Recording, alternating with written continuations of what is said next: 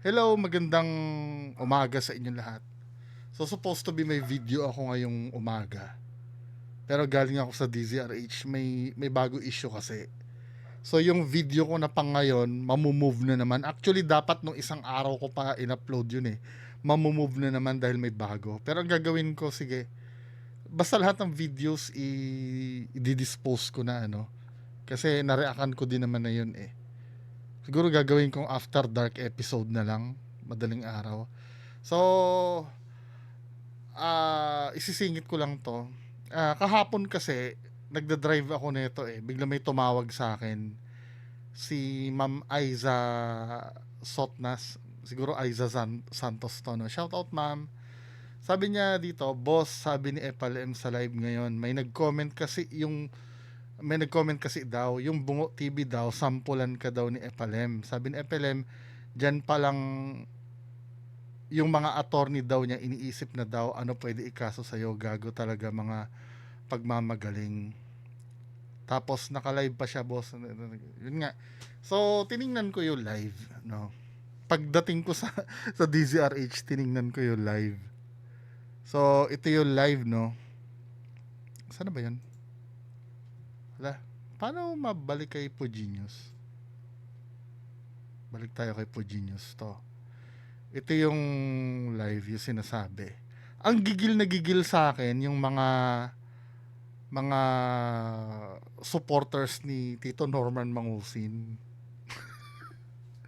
Ba't kayo gigil na gigil sa akin? Sa panoorin natin to, itong video na to, no? Wait lang, i-share ko sa inyo. So ito yung video ni Tito Norman.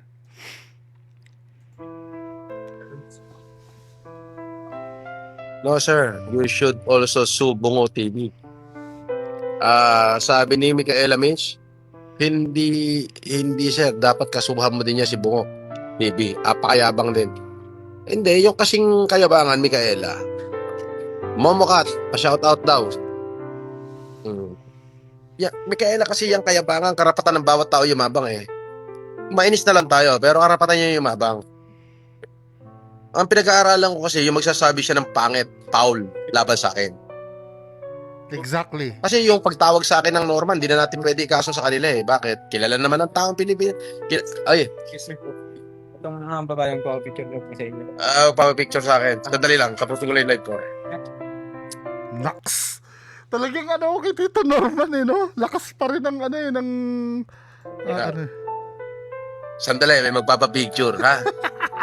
Gusto nyo ba? nabitin tuloy.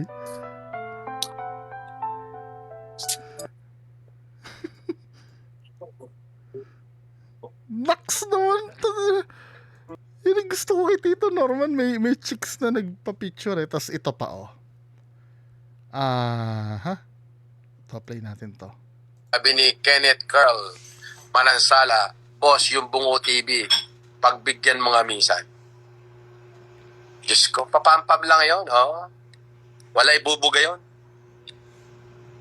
Papampam lang yun, oh. Actually, nung din January pa, pinag-aaralan na ng mga abogado ko kung ano yung pwede ikaso sa kanya. Dapat sasampahan ko siya sa kalayan. Parang si Boss Makmak Pablo din, di ba? Ganyan din eh. Iniisip ko baka ma-dismiss lack of jurisdiction. So, sa Isabela sana. Hindi ko pa na uli nakakausap yung abogado na gagawa ng kaso para sa kanya. Kasi, bawat isang tao, ibang abogado hahawak. Ayos ah. Ibang abogado hahawak bawat isang tao. Sabi ni Ice, bobo po ako. So, ito naman yung susunod. Na-touch ako dito. To be honest, na-touch ako dito sa susunod na ano. Ito naman yun. Touch naman ako dito kay Tito Norman. Sabi ni Patawa ka, hayaan mo si Bungo TV, okay naman siya mag-reaction. Ganun ba? O sige, hayaan na. Sinabi mo eh. Alam mo naman ako, pagka-basher ko, di kalibre. At kritiko ko, di kalibre. Nire-respeto ko yan. Tingnan mo si Cadaver, yung putang inang yan. Nung una, minumura ako niyan eh. Si Cadaver. Hindi. Puginius, tapatin mo nga ako. Ikaw ba si Cadaver? Kasi sometimes yung punto ni Cadaver tsaka ikaw parang parehas lang eh. Pati ako nagdududa ko si Puginius yan eh. Pero kada magtatanong siya, diretso. Sarkastiko, inaasar ako. Alam ko naman yon. Pero may respeto. So, binibigay ko rin yung respeto para sa kanya. Ayun yun. Sabi ko nga, di kalibreng kritiko yan eh. Yun. Ito, di ka libre krito. Ito, no, natouch ako konti. 'Di ba kay Tito Norman. Kasi na-appreciate niya yung the way ako the way ako mag-react. Although na hindi naman lingid sa kaalaman nyo, talagang tutol talaga ako sa kanya. 'Di ba? Ito kasi yung gusto kong ipaunawa sa inyo no na sometimes yung mga iba no, actually always yata eh, hindi lang sometimes eh. 'Di ba yung mga bago sa inyo no, nagkakaroon ng misunderstanding the way akong magsalita.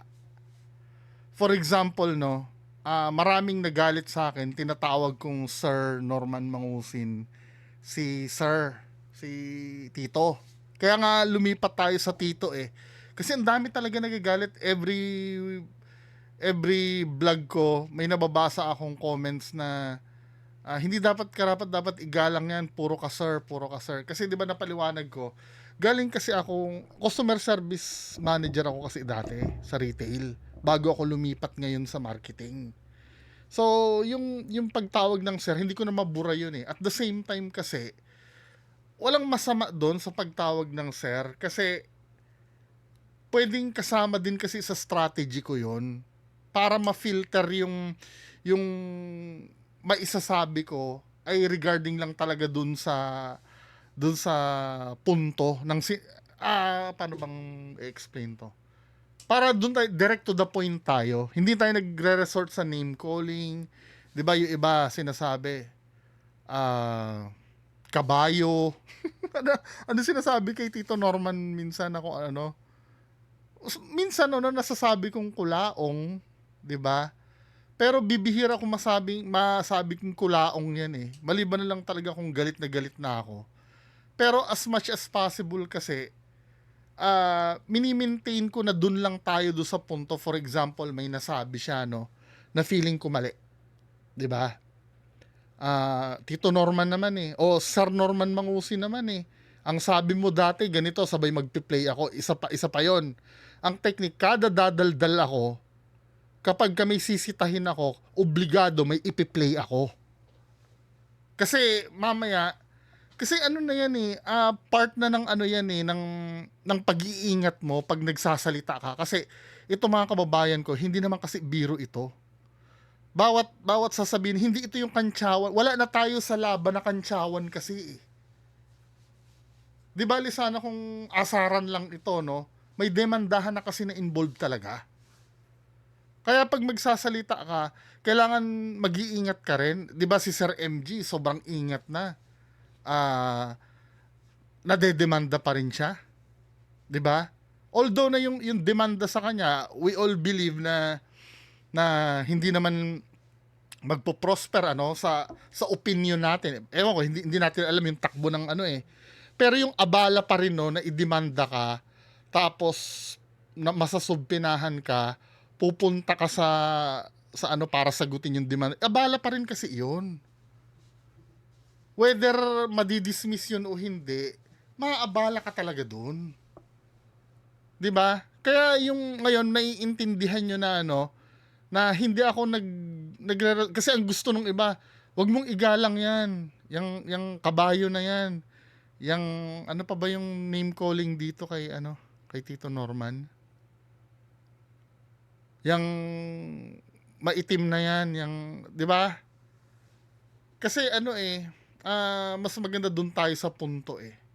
Tsaka every time, katulad ng sinabi ko kanina, every time na magsasabi tayo, meron tayong ipi-play talaga. Importante yun. Hindi yung basta magsasalita na lang tayo na ikaw, budol ka. Paano mo nasabing budol? Kasi yun ang susunod na tanong dun eh. Paano mo nasabi siyang budol? Kailangan explain mo yun. pag wala kang naisabi tungkol doon, yari ka. 'Di ba? Kaya nga sometimes pag sinabi mo, i-define natin ano sa, 'di ba, minsan tinatanggi niya, no? Wala naman akong ini-scam. Iharap nyo sa akin kung sino ang na-scam ko, sinasabi ni Tito Norman. Ngayon, pag sasagutin mo yun, hindi pwede yung, hindi, scammer ka talaga. Hindi pwede yun. Kailangan may ipapakita ka, bakit ganito, no? Hindi ako nang scam. Wala akong hininga ng pera. Ngayon, pag magre-retaliate tayo, bakit ito? May taong nagsasabi na hiningan mo daw ng pera. For example, si Ma'am Karen Whitmore, ayan, may pinapakita pa siyang resibo, sabi niya. Or si Ma'am Arceli. Sabay ipi-play naman natin yung nagsasalita si Ma'am Arceli na, ayun, inano na ako, pinagmumura na ako niyan, ganyan, 'di ba? At least meron tayong naipakita. Now, pag naipakita natin 'yon, siya naman sasagutin niya naman 'yon. Ay, hindi totoo 'yung sinasabi niyan. Hindi ko yan kilala. Ngayon, saka tayo hindi mag-judge saka tayo magbigay ng conclusion kapag hindi niya na nasagot yung hinain natin. 'Di ba? Ganun dapat kasi ang proseso. Kasi yung ang gusto mangyari ng iba brutal Hindi, mura-murahin mo 'yan, mura-murahin mo. Ano 'yan, 'di ba? Kasi pagka ganun tayo, daskul tayo, maligaya, namumura mo siya. Pero yung ramifications nung gagawin mo na yon, sometimes kailangan mo din talaga mag-ingat 'di ba? Sometimes pagka may ginawa akong video, hindi ako confident. Shout out Attorney Luterte.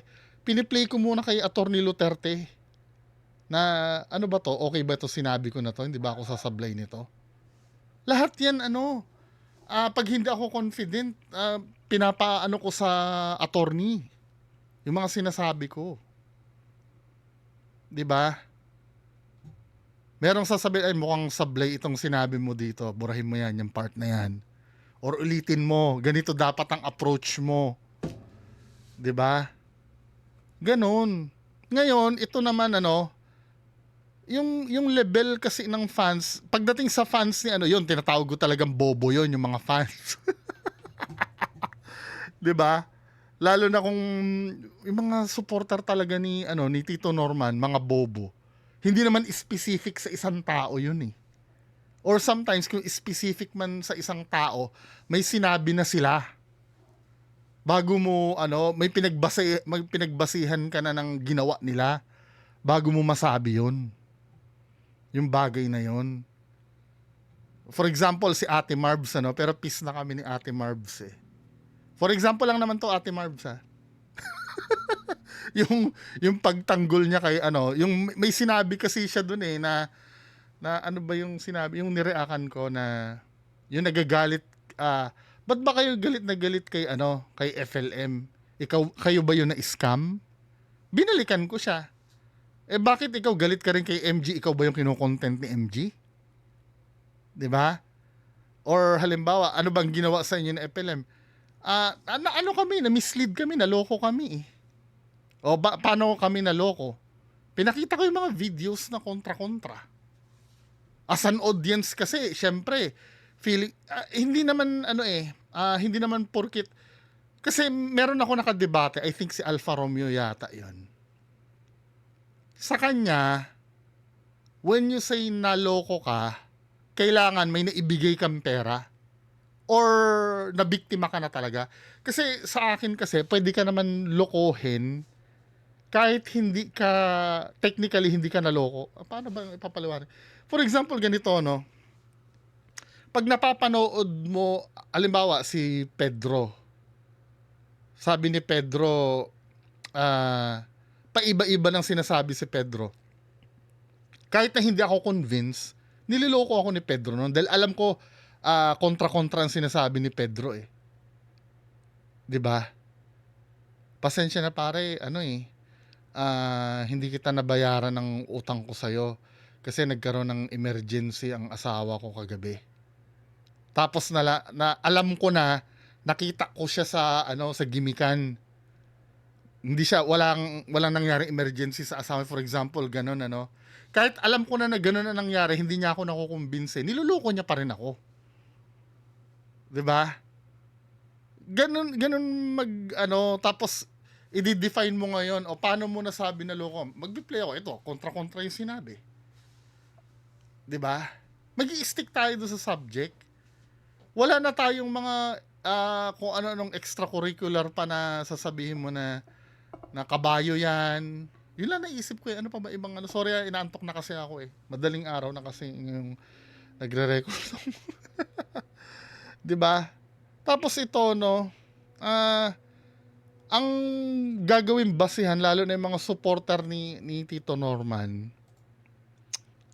Lalo na yung Micaela Mitch, Ma'am, I have nothing against sa iyo ha. Pero yung yung mga ganitong banatan yung No, sir. You should also sue Bungo TV.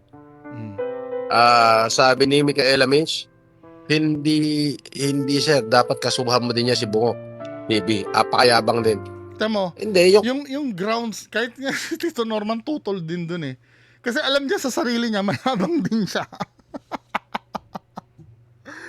'Di ba? Yung mentality ng mga supporter ni Tito Norman. Alam mo 'yon, yung pagka halimbawa hindi sila makapuntos uutusan nila yung idol nila na magdemanda. Wala lang basta magdemanda. Anong demanda? Hindi ko alam basta idemanda mo. Kasi mayabang 'Yun ang grounds. Mayabang. Paano mo ko ididemanda dahil mayabang ako? Ano yung mayabang? What do you mean mayabang? Yung mayabang itself hindi namang krimen 'yun Ano ba?